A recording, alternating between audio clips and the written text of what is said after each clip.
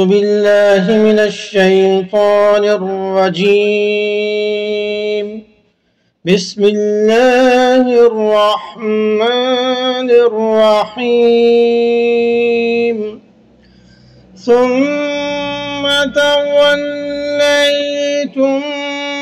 मिन बअदि ज़ालिका फलौला फद्लुल्लाहि अलैकुम व रहमतुहु लकुंतुम मिनल खासिरीन। फिर इसके बावजूद तुम सीधे रास्ते से फिर गए। अगर अल्लाह का फजल और रहमत तुम पर न होती तो तुम भी सख्त नुकसान उठाने वालों में से होते। तो इस आयत में मुखातब नबी अकरम सल्लल्लाहु अलैहि वसल्लम के दौर के यहूदी हैं जिन्होंने अहद शिकनी की, क्योंकि नबी अकरम सल्लल्लाहु अलैहि वसल्लम पर ईमान न लाना यह भी अहद शिकनी है। तो इनको खताब किया गया कि जैसे पहली कौमों पर अजाब नाजल हुआ था, कोई ऐसा अजाब तुम पर नाजल नहीं हुआ।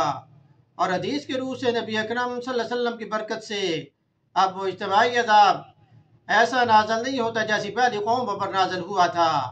अगर हम मुसलमान कौम अपना मुहासबा करें तो कौन सी ऐसी बुराई है जो पहले कौमों में थी जो हम में नहीं है।